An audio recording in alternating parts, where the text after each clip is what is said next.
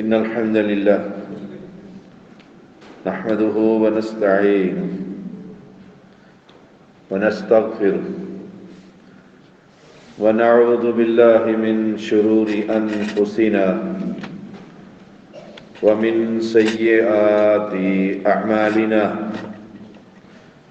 من يهده الله فلا مضل له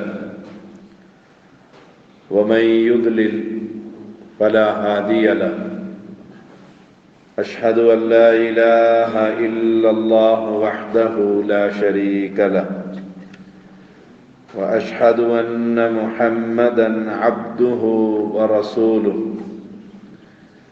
أما بعد فإن خير الحديث كتاب الله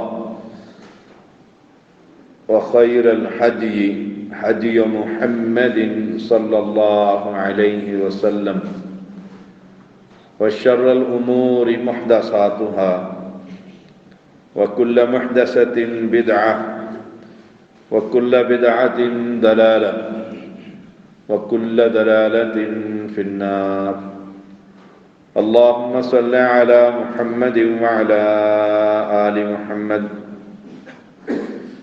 كما صليت على إبراهيم وعلى آل إبراهيم إنك حميد مجيد اللهم بارك على محمد وعلى آل محمد كما باركت على إبراهيم وعلى آل إبراهيم إنك حميد مجيد فأعوذ بالله السميع العليم من الشيطان الرجيم والذين آمنوا وهاجروا وجاهدوا في سبيل الله والذين آووا ونصروا أولئك هم المؤمنون حقا لهم مغفرة ورزق کریم۔ ہر قسم کی حمد و ثنا اللہ وحدہ لا شریک کے لیے، انکن درود و سلام محمد الرسول اللہ صلی اللہ علیہ وسلم پر، جن کی پہلی جماعت شاگردوں کی صحابہ کی جماعت،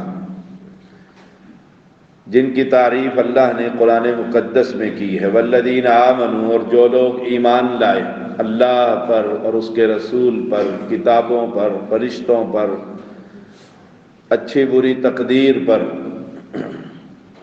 اور بڑا کٹھن وقت گزارا، بڑی سختیاں جھیلی، کلیجے منہ کو آ گئے، ایمان کا ایسا مظاہرہ کیا کہ آباء و اجداد کے اس دین کو جو بتوں کی عبادت پر،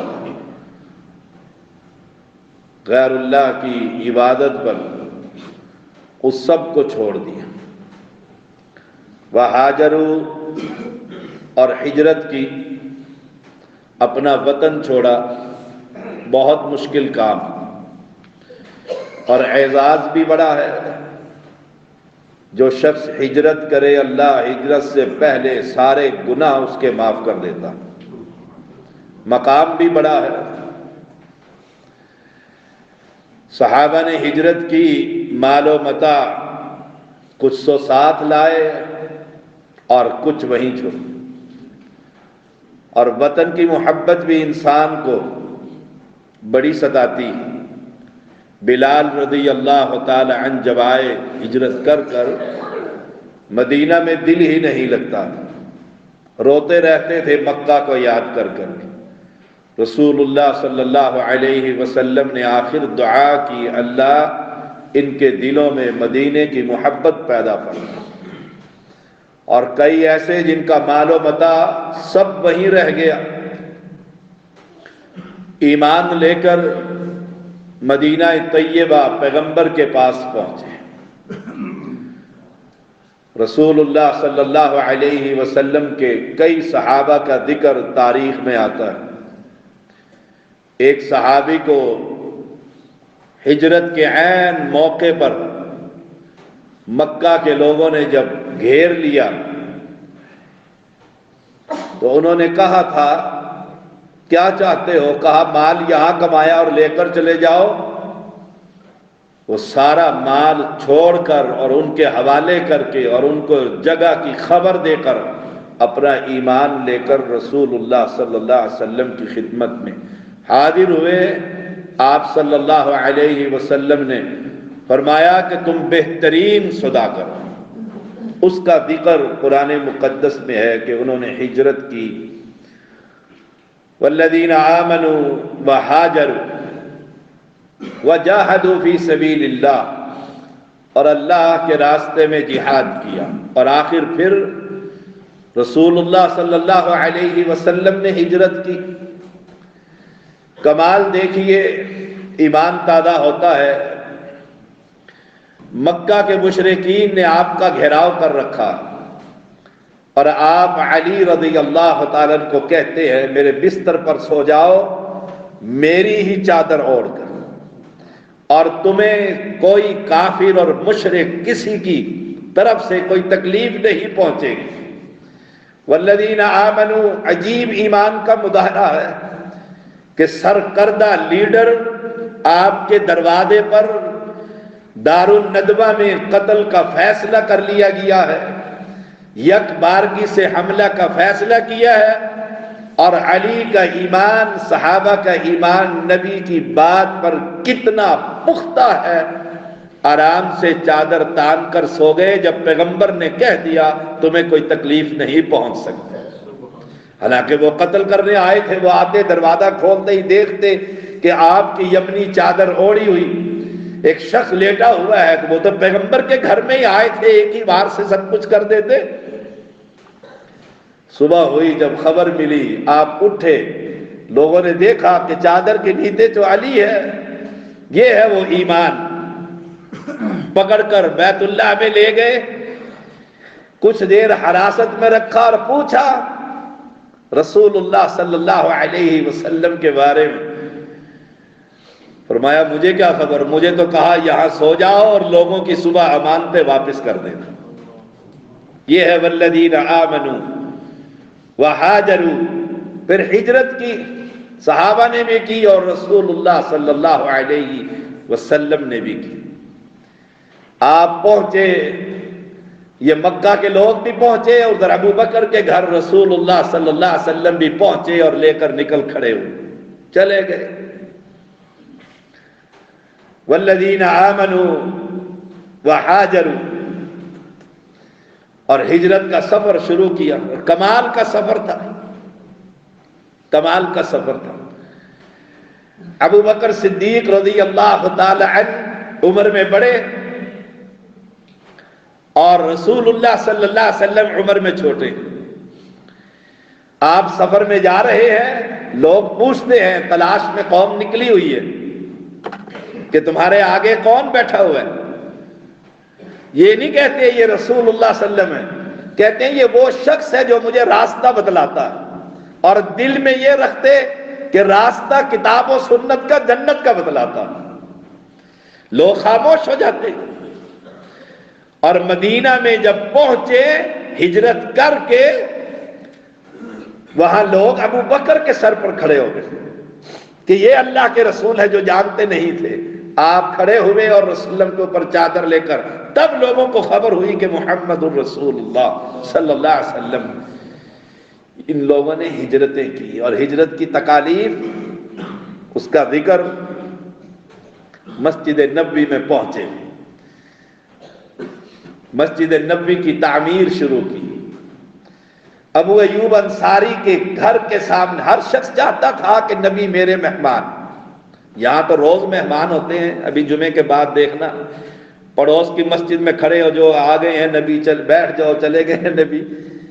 وہاں رسول اللہ صلی اللہ علیہ وسلم ہر شخص آتا ہے، آپ نے فرمایا چھوڑ دو اس اونٹنی کو، قصوہ کو چھوڑ دو، اس کو، یہ اللہ کے حکم سے ہی بیٹھے گی۔ ابو ایوب انصاری رضی اللہ تعالیٰ کے گھر کے سامنے آ کر بیٹھ گئی۔ جس جگہ پر بیٹھی اس جگہ پر آج مسجد نبوی موجود ہے۔ دو یتیم بچوں کی جگہ تھی، آپ نے ان کی قیمت ادا کر کے وہ مسجد نبوی کی تعمیر شروع کی. پہلا قدم ایمان اور ہجرت کے بعد اللہ کے گھر کی تعمیر. لوگ آ کر شکایتیں کرتے ہیں میں فلاں سیکٹر میں شفٹ ہو گیا ہوں، مسجد کی آواز نہیں آ رہی.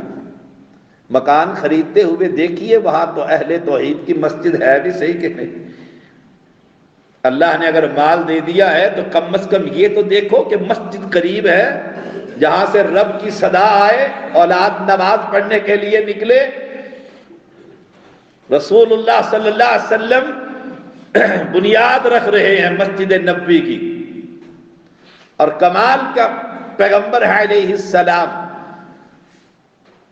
پتھر اٹھا کر لے کر جا رہے ہیں، پتھر اٹھا کر لے کر جا رہے ہیں اور پڑھ رہے ہیں اللہم لا عیش الا عیش الآخرہ فاغفر للانصار والمہاجرہ.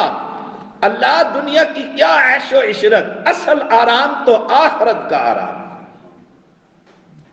دیکھو، اور صحابہ کہہ رہے ہیں نبی محنت کر رہے ہیں، پتھر اٹھا رہے ہیں اور ہم بیٹھے رہے.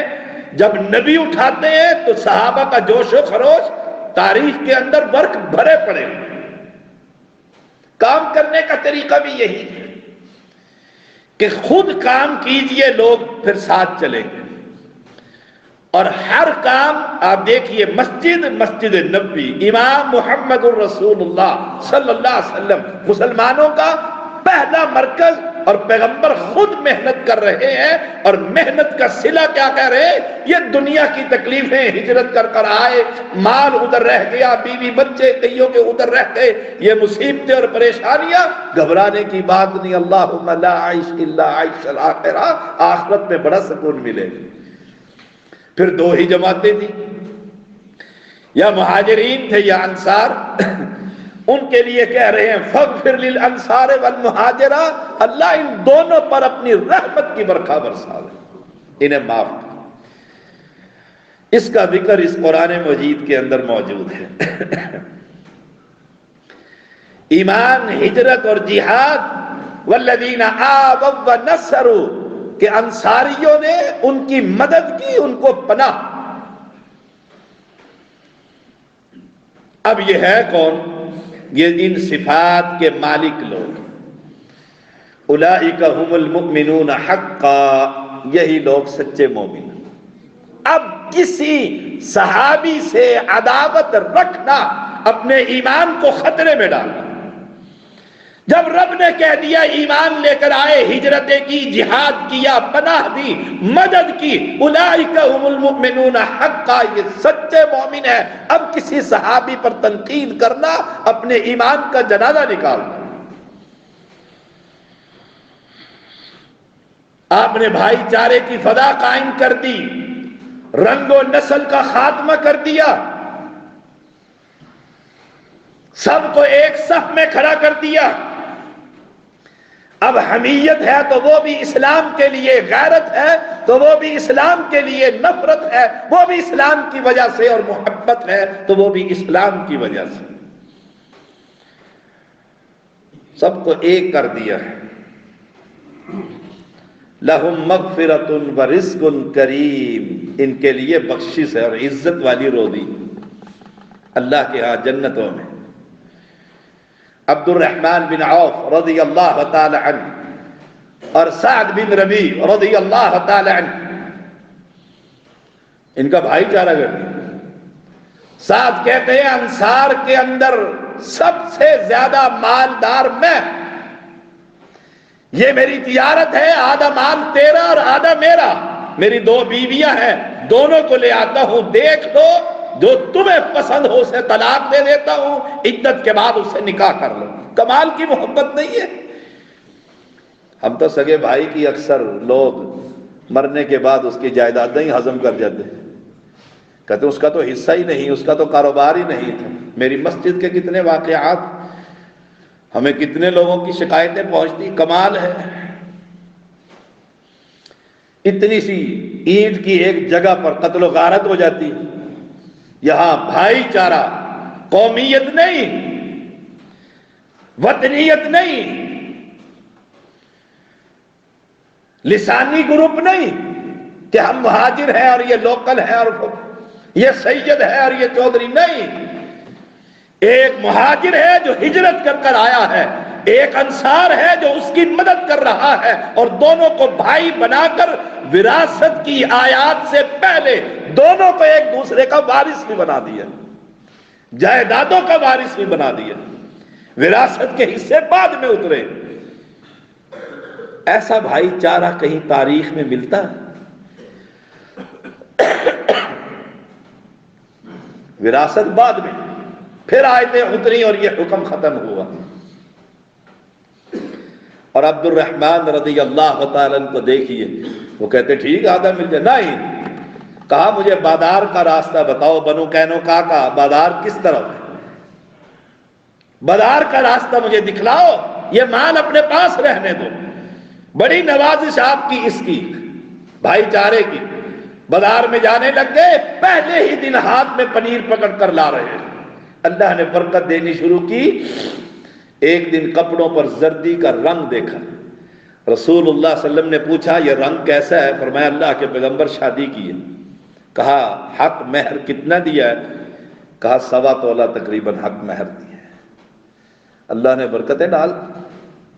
یہ بات بھی ثابت ہوئی کہ شادی میں رسول اللہ صلی اللہ علیہ وسلم شامل نہیں تھے، اور یہاں کسی بڑے کو نہ بلاؤ تو کہتا ہوں پترا دی شادی کیتی ہے، نہیں بلایا نہیں، ناراض، خاندان ناراض، مجھے نہیں بلایا۔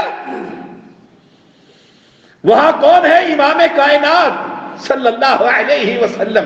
آپ پوچھ رہے ہیں یہ کپڑوں پر رنگ، عرب کے رواج کے مطابق کہا شادی کی ہے، آپ کہہ دیتے نا مجھے نہیں بلایا، نکاح مجھ سے نہیں پڑھوانا تھا، میں تمہارا امام، تمہارا خطیب، تمہارا لیڈر، جنازے ہی میں نے پڑھانے ہیں، نکاح کے وقت کسی اور کو پیسے۔ ہائے ہائے، آپ صلی اللہ علیہ وسلم نے برکت کی دعا دی، فرمایا عبد الرحمن اب شادی ہو گئی ہے، ولیمہ کرنا، بے شک ایک بکری کیوں نہ کر، یہ سنت، یہ اسلام۔ اس کے بارے میں آپ دیکھیے، یہی ذکر قرآن مقدس کی دوسری آیت میں ہے، فرمایا والسابقون الاولون من المہاجرین والانصار والذین اتبعوهم بإحسان رضی اللہ عنہم ورضوا عنہ وأعد لهم جنات تجری تحت الانہار خالدین فیہا ابدا ذلک الفوز العظیم۔ اور مہاجرین اور انصار، سابق اور مقدم، دیکھو سب قتل جانے والی جماعت جنہوں نے سب سے پہلے ہجرتیں کی۔ پچھلے جمعے ایک آیت سنائی تھی کہ لا یستوی منکم من انفق من قبل الفتح، صحابہ میں درجات ہیں، کوئی چوٹی کا صحابی ہے وہ بکر صدیق، اس کے بعد عمر کا مقام، پھر درجہ بدرجہ، یہ دو ہی جماعتیں، ہجرت کرنے والے اور ہجرت کرنے والوں کی مدد کرنے والے، نبی کی حفاظت کرنے والے انصاری۔ اور جتنے لوگ والذین اتبعوہم بإحسان، جتنے لوگ ان کے پیچھے چلنے والے، صحابہ کی اتباع کرنے والے اخلاص کے ساتھ، وہ کون ہے؟ تابعین کی جماعت۔ اور کچھ کہتے ہیں قیامت تک آنے والا ہر مسلم جو کلمہ توحید عقیدے کی بنیاد پر صحابہ کی اتباع کرتا ہے، اللہ اس سے بھی راضی۔ یہ ہمارے لیے اعداد ہے، آپ کے لیے اعداد، امت محمدیہ کے لیے اعداد ہے، جن کا عقیدہ صحیح ہے، رب کی توحید پر خالص عقیدہ رکھتے ہوئے کہ ایک اللہ ہے، وہی حاجت روا، وہی دینے والا، چھیننے والا، پکڑنے والا، انتقام لینے والا، سب کچھ اس کے ہاتھ میں ہے، کوئی اس کا شریک ساتھی نہیں، اور اتباع کے قابل صرف ایک ہے اور اس کا نام محمد صلی اللہ علیہ وسلم، بس، جو صحابہ کے پیچھے چلتا ہے رضی اللہ عنہم ورضوا عنہ۔ اور کچھ کہتے ہیں کہ جنہوں نے بیعت رضوان پر 1400 صحابہ نے بیعت کی تھی، نحن الذین بایعوا محمد علی الجہاد ما بقینا ابدا، وہ مراد ہے۔ کچھ کہتے ہیں صلح حدیبیہ کے موقع پر جو تھے وہ کچھ کہتے ہیں بدری ہیں، اہل علم کے ہاں اختلاف ہے،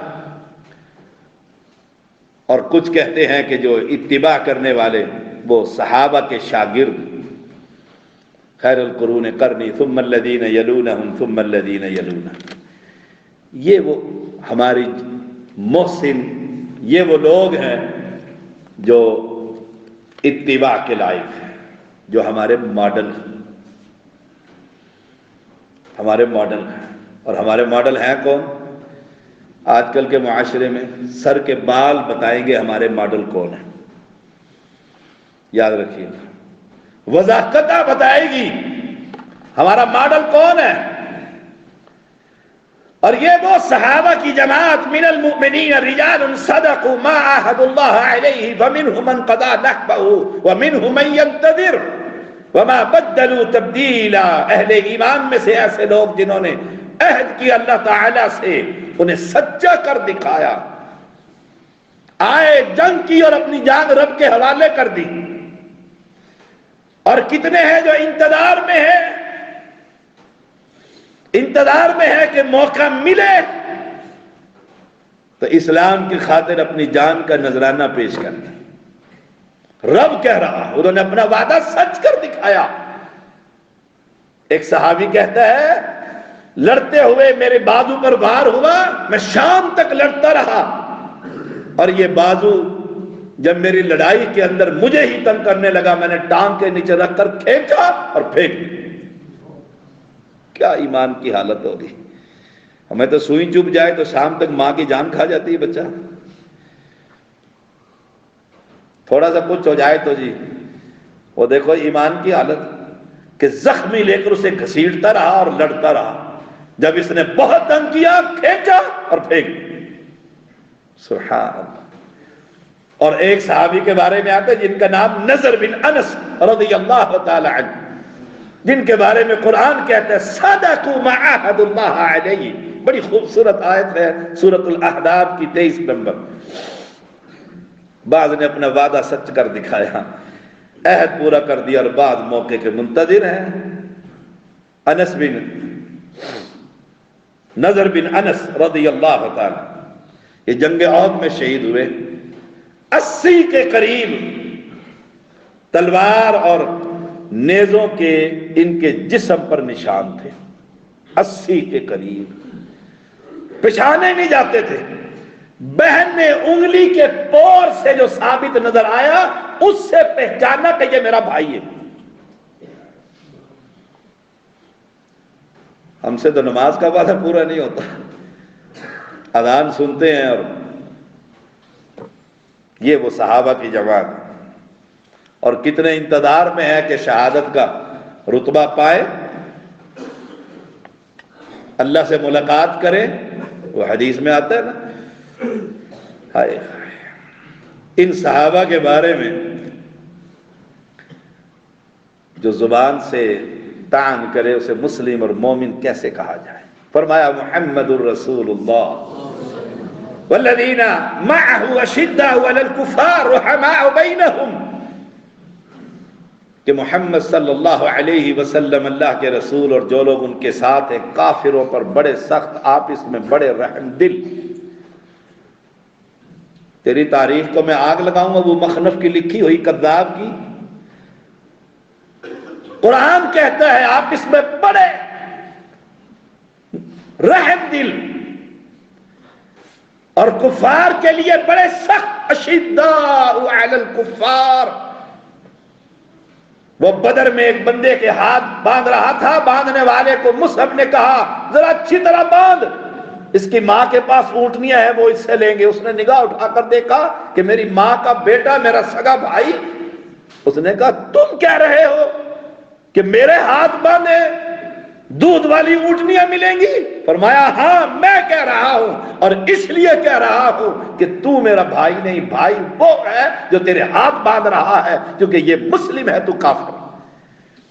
یہ ہے شدہ علی الکفار۔ کمال دیکھیے، اشداء علی الکفار۔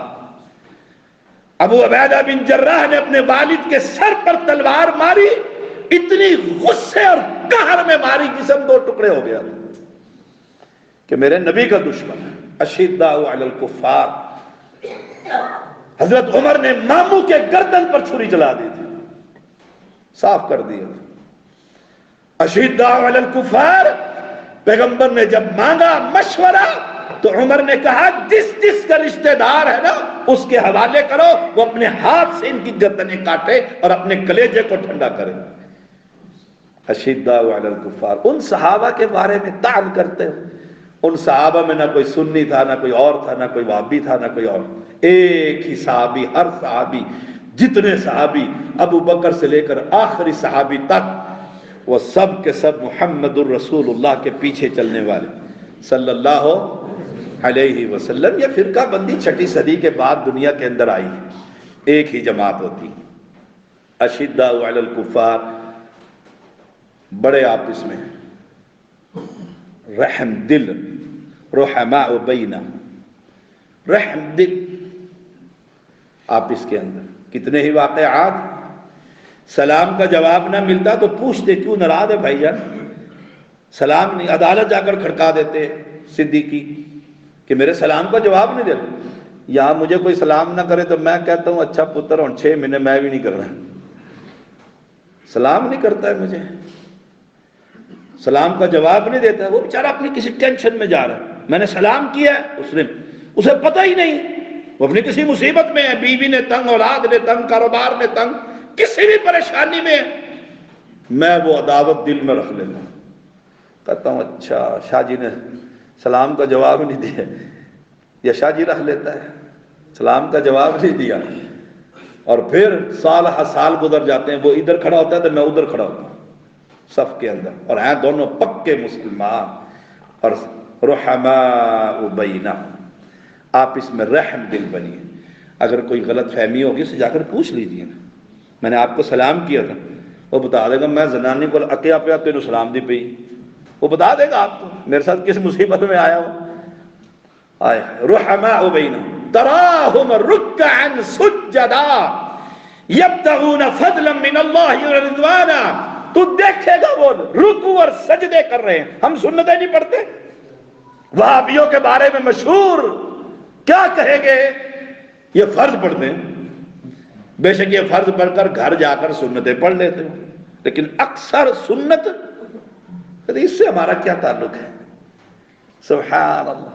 اور صحابہ تو دیکھے گا, تراہم, تو دیکھے گا ان کو رکعن سجدہ, رکوع کرتے ہوئے اور سجدے کرتے ہوئے, کہ یہ رات کو کھڑے ہیں تو کھڑے ہیں, رکوع میں گئے ہیں تو گئے ہیں, پتہ ہی کوئی نہیں, کمر دوری ہو گئی ہے. یہ نشانی ہے اہل ایمان کی. صحابہ کا پیروکار وہ شخص ہے جو نوافل سے محبت کرتا ہے, جو قرآن پڑھتا ہے. یا ایھا المزمل قم اللیل الا قلیلا نصفہ او انقص منہ قلیلا او زد علیہ ورتل القرآن ترتیلا. ہم نے پورا قرآن پڑھنا ہوتا ہے, وہ شبینے کے اندر رتل القرآن کیسے پڑھے, میں نے خود شبینے پتہ نہیں کتنے پڑھے ہوں گے, مجھے یاد نہیں. شروع ہوتے تھے عشاء کی نماز کے بعد فجر پر آخری والناس کرنی.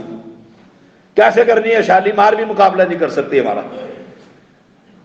یہاں تراہم رکعا سجدا, رکوع اور سجدے کی کیفیت میں 12 سنتیں جو شخص روزانہ پڑھے, پیغمبر علیہ السلام نے فرمایا جنت میں اللہ اس کے لیے محل تیار کر دیتا ہے.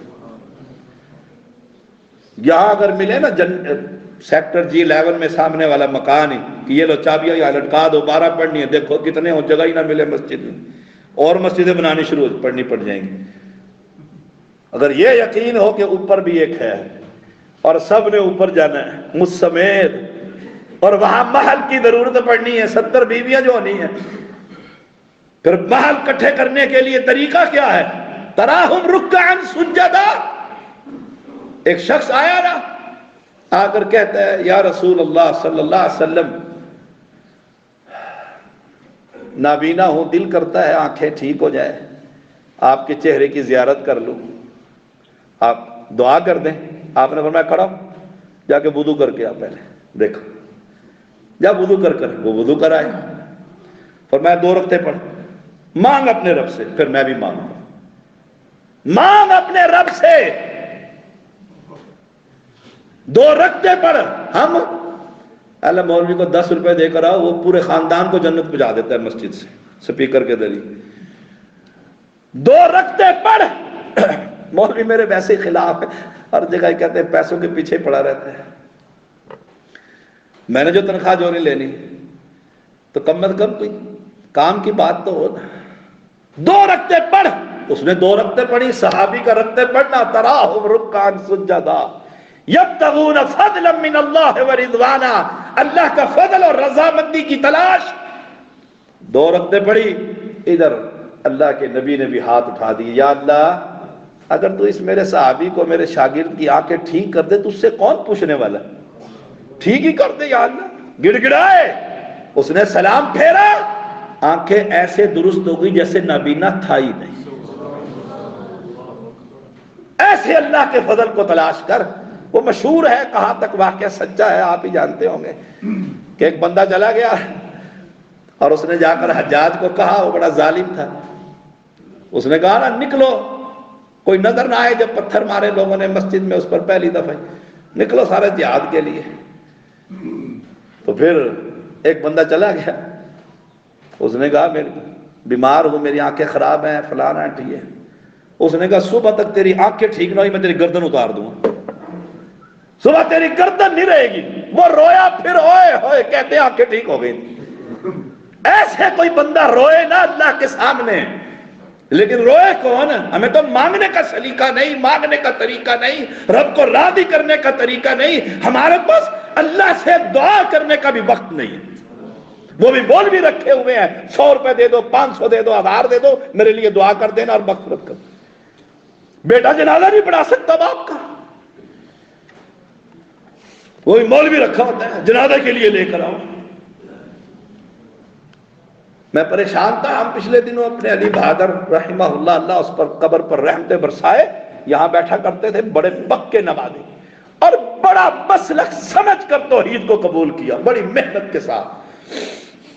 جنازے کے لیے ہم گئے، پہلے ایک اور جنازہ موجود تھا، کوئی 100 کے قریب آدمی ہوں گے اس جنازے کے، وہ رسا میں سے، دوستوں میں سے ایک بندہ بھی جنازہ پڑھانے کے قابل نہیں تھا۔ وہ کہتے آپ آئے ہیں تو ہمارا بھی پڑھا دیں ساتھ، حرام کر دیا۔ آخر اس کی کوئی اولاد، کوئی بھائی، کوئی خاندان، اتنی نالائکی کہ مرے ہوئے باپ کے لیے میں دعا نہ کر سکوں اور کہوں اپنے آپ کو میں صحابہ کا پیروکار ہوں۔